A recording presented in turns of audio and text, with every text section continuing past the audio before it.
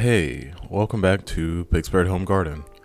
This voiceover is due to the beginning of this episode sounding like this. Yeah, I totally didn't know the wind was going that crazy. But what I am speaking about here is soil health and animal prevention. The area where I'm sitting is that newly dug out side bed I did with the excavator, and the soil looks just like how you imagine. Super rocky, clay, just like not even fit to support a dandelion. So here I'm talking about the first step in the whole soil regeneration process, which is adding air to the soil. This aeration is done with a pitchfork, which isn't the same as tilling.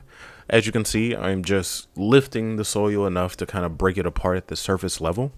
Next thing is making sure that you keep that air in the soil for all the drainage of water and rain, So you want to add a bunch of perlite and mix that in pretty well. And then once that base layer is mixed in, you want to go ahead and add your organic matter, your proper garden soil, to your aerated foundation. And now you have provided the soil with air and nutrients into your soil, which then will feed your soil, thus feeding your plants. And now here goes a regular litho. Well, it is actually May 1st here at the Pittsburgh Home Garden. I am on another day of animal prevention. Things are moving here. Not too long ago, I put out the, planting of the greenhouse. And actually today I need to rip off all the plastic and probably do a harvest. Day by day things move here. So for today's segment, I am actually in need of building a table. I just spent the last 4 hours doing full animal protection around the house once again. I know it's really hard to see on netting. I tried to get some shots of the new gate that I put up with my phone. The gate is essentially set up just so the netting has a bit more room up top, so it doesn't need to cover everything at the bottom. That is actually most important because of everything that's going on here. I really believe this year could be a really good year for the garden because of the animal protection. So I'm just going to continue to add the methods that worked. So right now, what really needs to happen is me building a seeding table. Since all the protection is up, I can now leave seeds outside overnight. And here in Zone 6A, it is actually uncommonly warm. And I want to say uncommon only because, since I was a child, May 1st was still pretty chilly, but I've been checking the 20-day forecast and our nighttime temperatures aren't going to go below 55 degrees. So it's actually, not perfect temperature for a lot of things, but this is the first seeding of all of my vegetables and my melons and things like that. So I'm going to go ahead and risk it. Global warming is really crazy. So yeah, I really need to leave some new seedlings and some very mature plants actually out here overnight so they can go ahead and harden off and then go into the ground.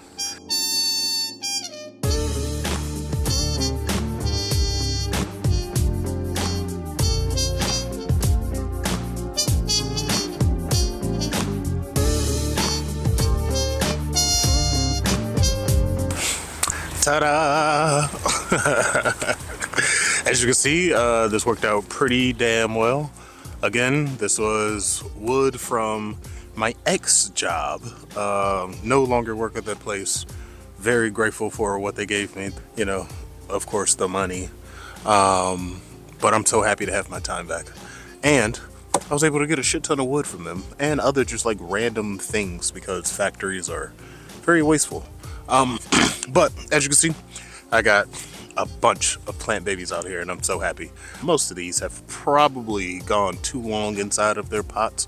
Even if they are up potted, they definitely look like they've, are ready to get inside the ground. But again, here's Zone 6A.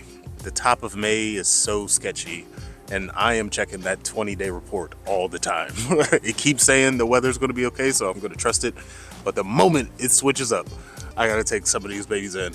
because I don't want to lose them. Again, this is my first batch, and I feel like every year my first batch of plants either gets taken away by a late frost or random animals because I have some leak, in my system of security.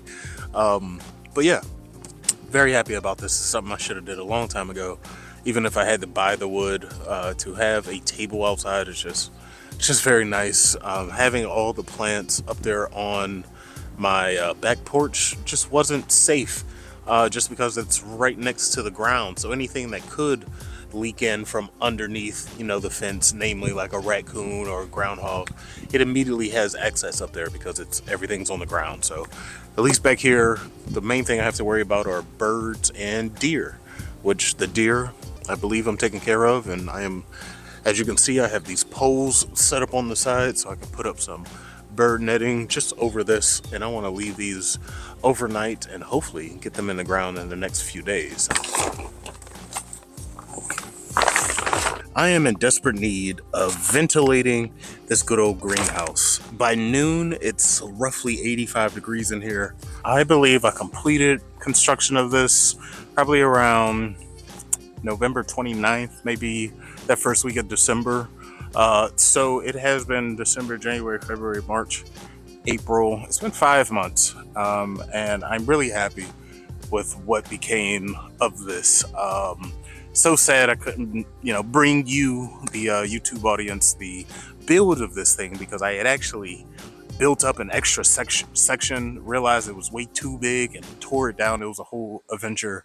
But next year, I'll certainly be able to provide a lot more content during the winter time, because I'm not going to do any more changes to this. I refuse to. The content for next winter, I'm super excited for. But also, I'm able to put up my things like peas and some melons in here. Like, I really want to make this thing full of like tall life, a lot of growth. I have these makeshift rafters that I had to make, and I really want to hang plants from there and be able to string up plants and have them grow up. So I'm really excited at what's going to happen over the summer with this thing, because it should be full of the plants that love humidity to an extreme extent. I have to take some of my old bird netting and essentially line it up on the inside so birds don't get in the greenhouse and destroy what's been growing over the wintertime.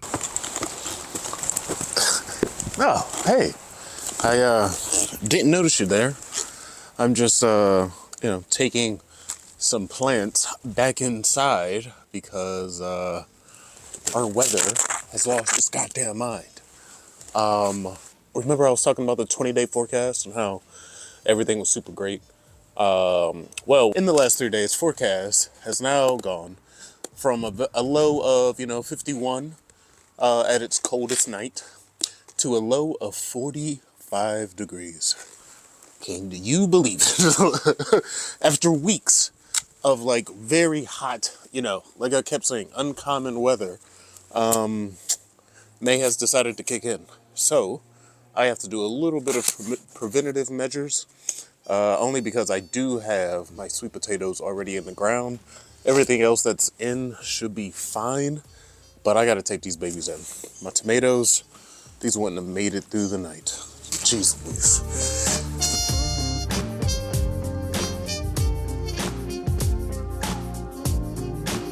Welcome to the soon-to-be melon patch.